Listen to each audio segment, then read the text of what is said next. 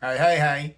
I'm your humble host, Fizz Ed Music, and this is Urban Politics. I want to thank you all for liking and subscribing. Liking and subscribing as you do, please. As soon as you have a chance, after all this little stuff I'm about to do, take your little cell phone over to YouTube.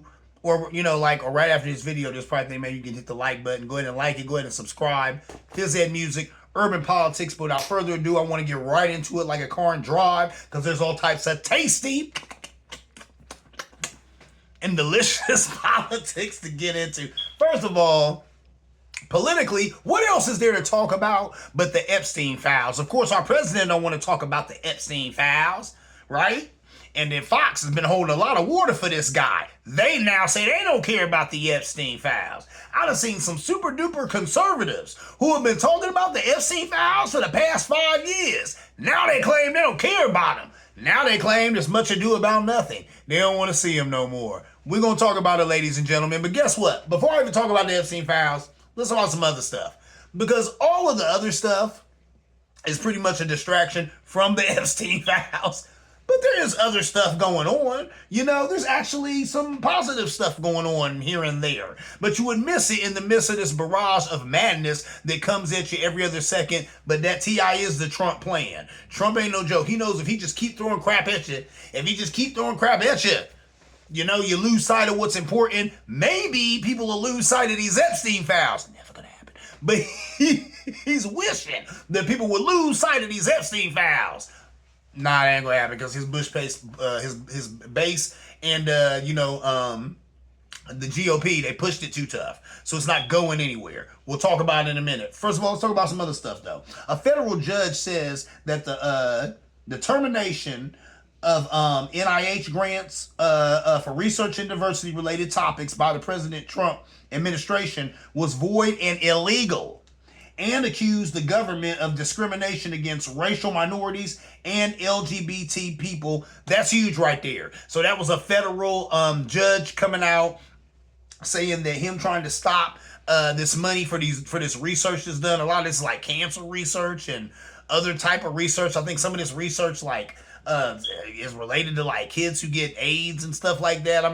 Just all types of stuff that's very important. Trump pulling the money from it. They said it's unconstitutional. He can't do it. That's a big win right there. Now, there have been federal judges stopping a whole lot of his madness, and sometimes you hear about it, sometimes you don't.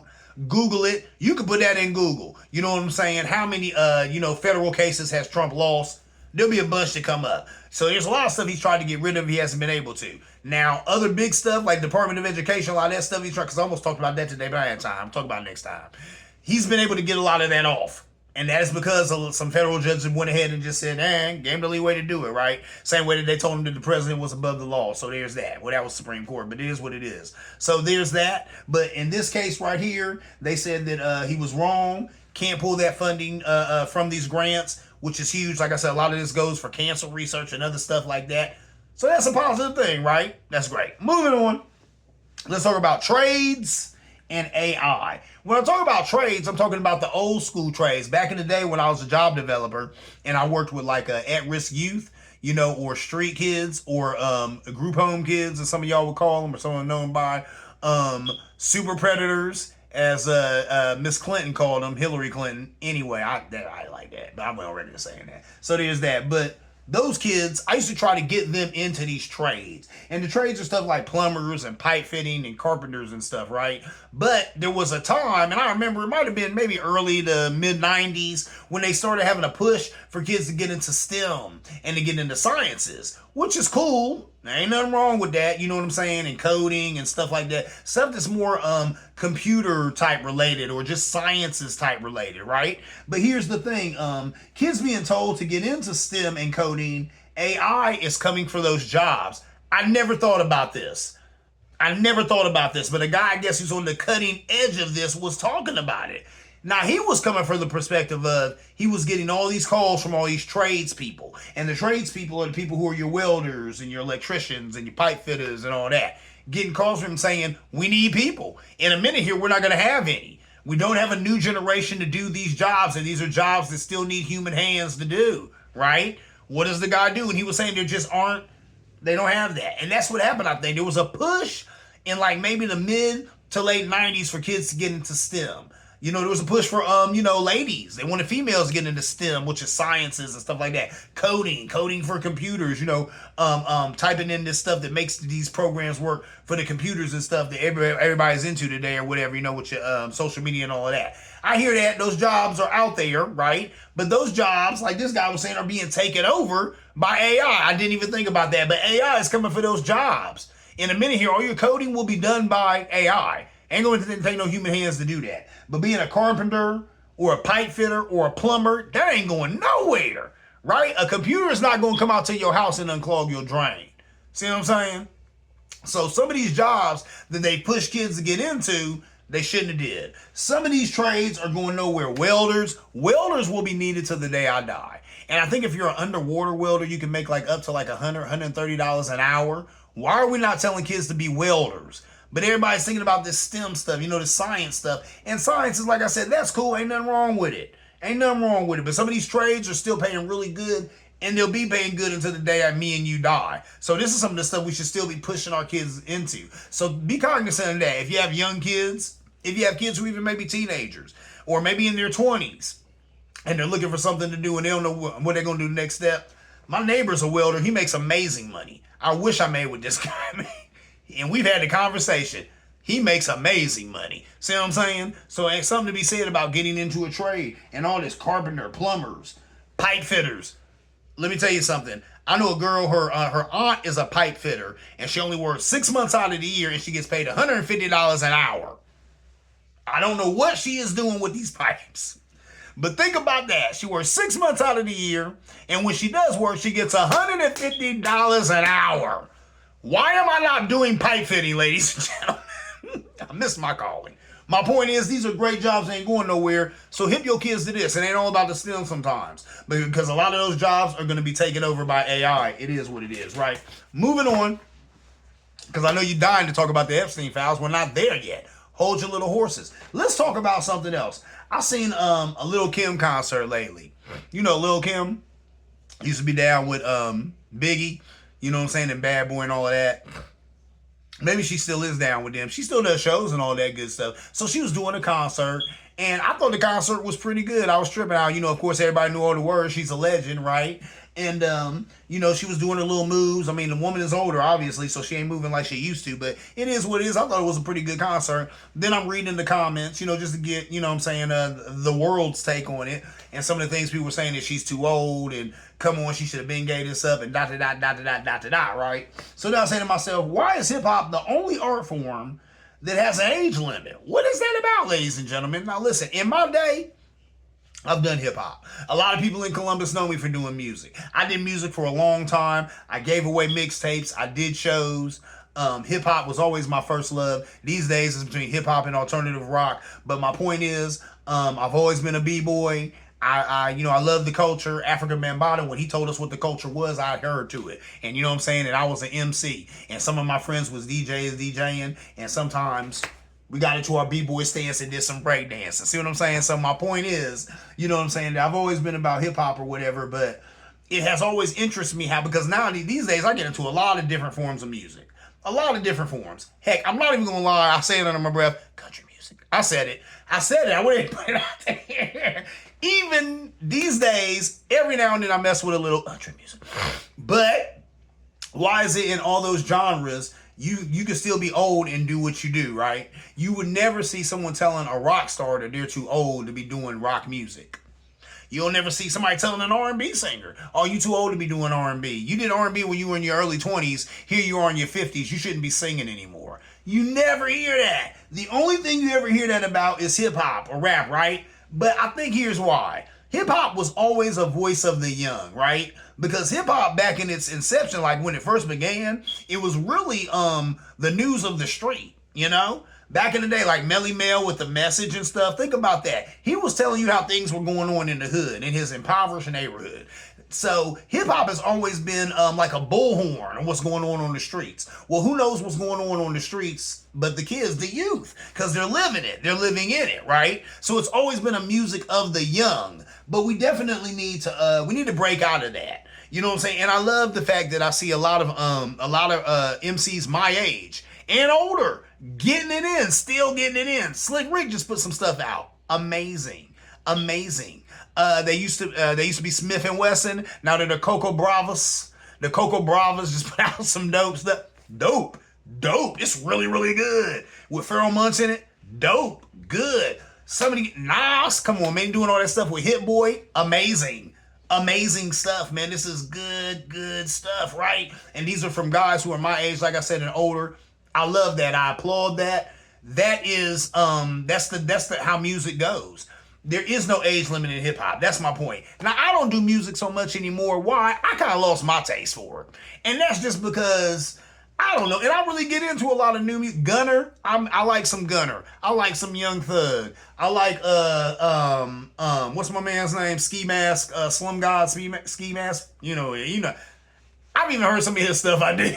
So my point is, but I've always been a music lover. So some of this new stuff I like. But my point is, I don't know. I just kind of lost my flavor for it, because I remember back in the days, Wu-Tang would drop an album and we would listen to it religiously for 2 weeks and it just kind of got into our system and the music was that good. I don't think it's that good anymore, but it's just different. Everything changes. Hip hop couldn't be growing or thriving or living if it didn't change. It's going to look different. It's going to be different. And that's fine. That's why it's not necessarily my number one music anymore. I really love alternative rock because alternative rock is all about striving to be different. Those guys, when they come out, their whole thing is I don't want to sound like any other group. They don't want nobody to have lyrics. They don't want their lyrics to sound like anybody else's. They don't want their beats to sound like anybody else's. That they're doing the guitars and all that. They just want to be as unique as they can, and I love that. And that's probably why I'm, really into that genre of music these days. It is what it is, though. But I think, look, rock stars get to perform until the day they die. Hip hop artists should be the same way. So all of these guys, Nas, he should be able to do shows to the day he died. Lil' Kim, she should be able to do shows to the day she died. Cardi B, do shows to the day she died. Nicki Minaj, Drake. All these people, they should be my age and older, still doing shows, still making music, still pushing this culture that we call hip hop and here's the thing, this is probably why hip hop ain't what it used to be, because we don't have the elders in the culture. In rock and roll, the elders are still there. You know what I'm saying?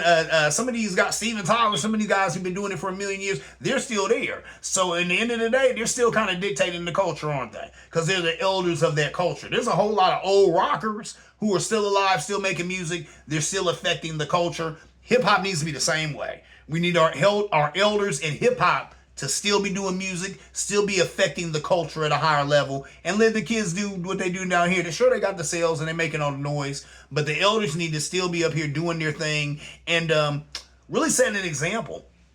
This just came to my mind off the even topic, right? But it is on topic. I was watching something, and they were talking about how we don't have a lot of activists these days, right? Even in government. And I'm like, there's not a lot of activists these days, especially in the black community, because our music doesn't make activists anymore.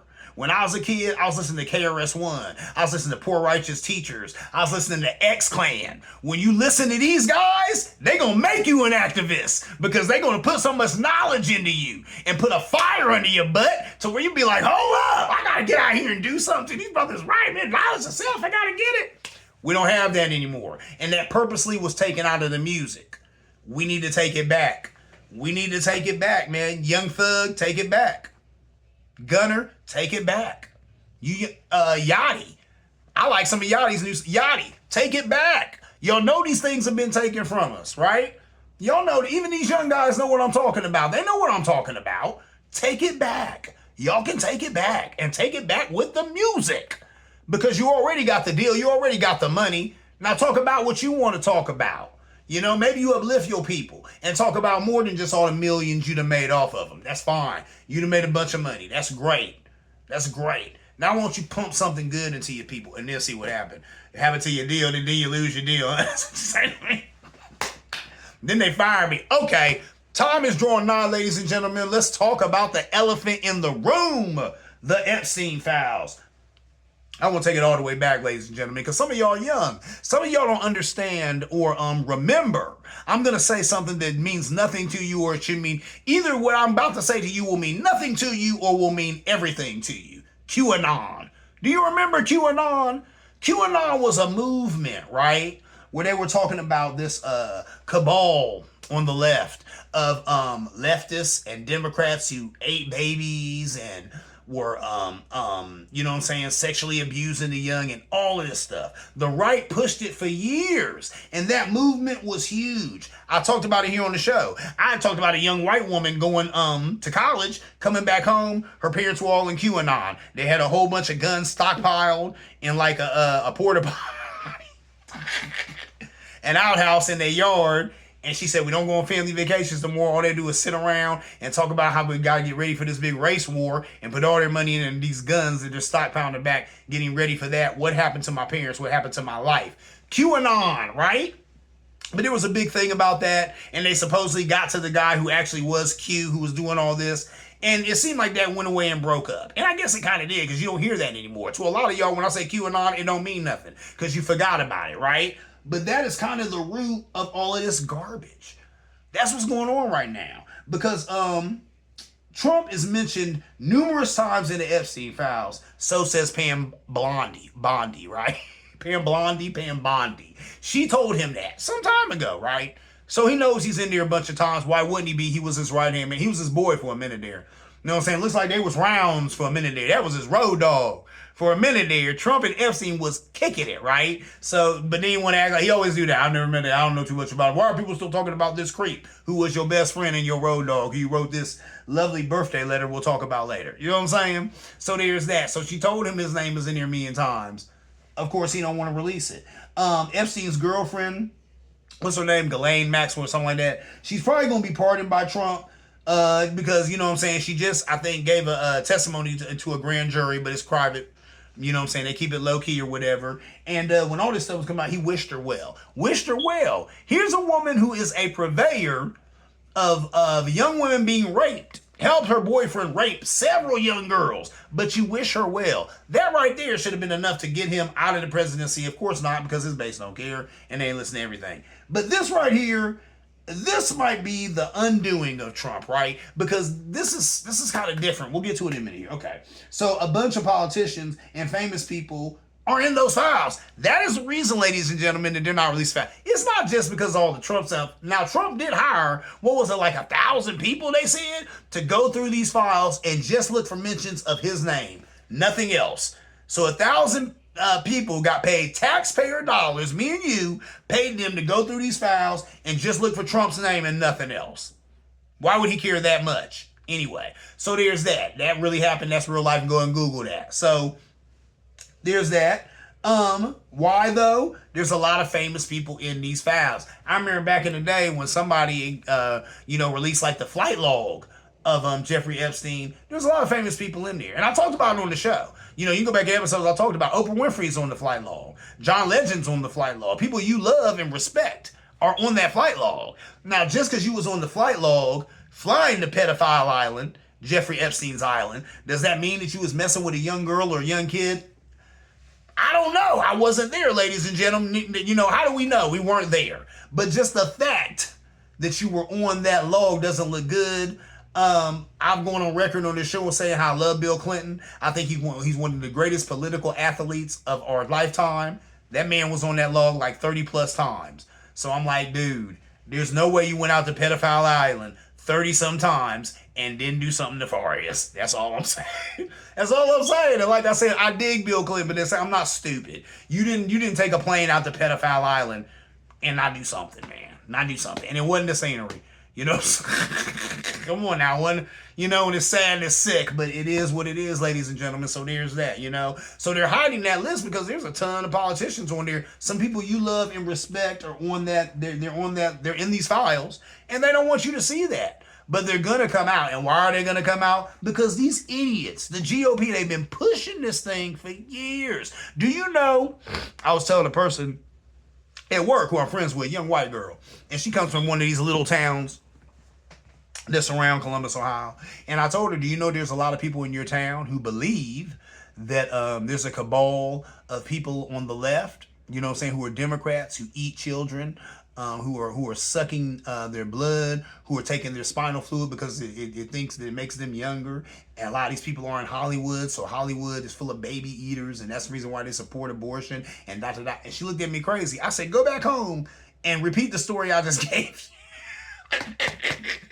And see if some of them don't grab you and say, finally you get it. Finally you understand what's going on. Because as crazy as it sounds, the right has been pushing this for a minute. And there are some people who are weak-minded.